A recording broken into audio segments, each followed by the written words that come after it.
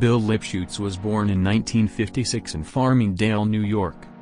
He was a good student, graduating from the architecture program at Cornell University, and also earning an MBA in finance from the university's business school. Despite being passionate about architecture, he found it very difficult to wait long enough to gain the confidence required to make outstanding designs.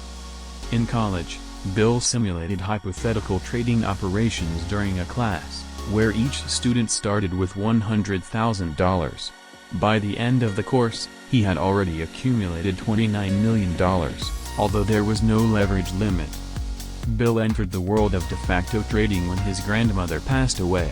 In her will, she left him $12,000 in stock. The portfolio, however, was not simple. It consisted of a large number of shares, held in several different places. The effort to liquidate them, coupled with his success in trading simulations, no doubt encouraged him to trade with real money.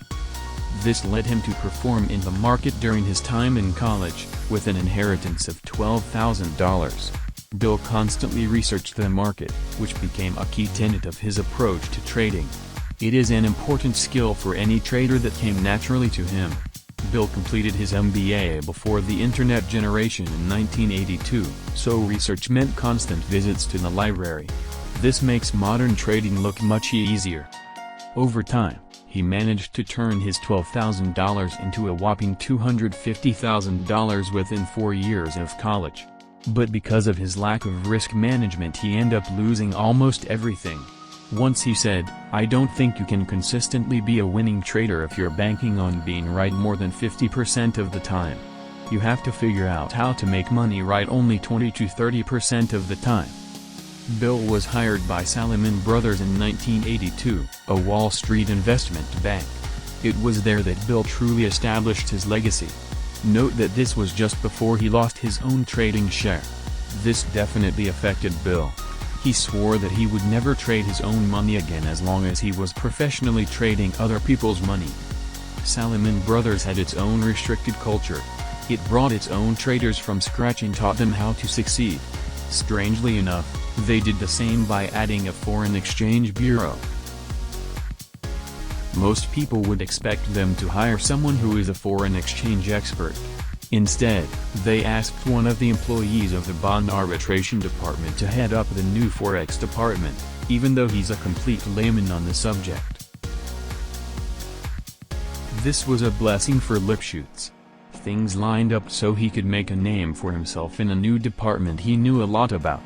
Bill was also the only person who had experience in option contracts, which became widely known in the trading world. Bill Lipschutz and Andy Krieger. One of the stories from his time at Salomon Brothers involved Andy Krieger. Bill and Andy spent the day on international phone lines when Andy was sick and made $6 million operating the New Zealand dollar. That was a quarter more of the annual profit at the time. They also sold more NZ dollars than the actual size of New Zealand's foreign exchange offer. In 1990, Bill left Salomon Brothers, where his last position was head of the Global Forex Options Group and the New York Forex Trading Desk. He is known to have made over $300,000 for Salomon Brothers in a few years. He retired for a short period after leaving it, and then returned to the market in 1995 with his own company, Sage Capital Management.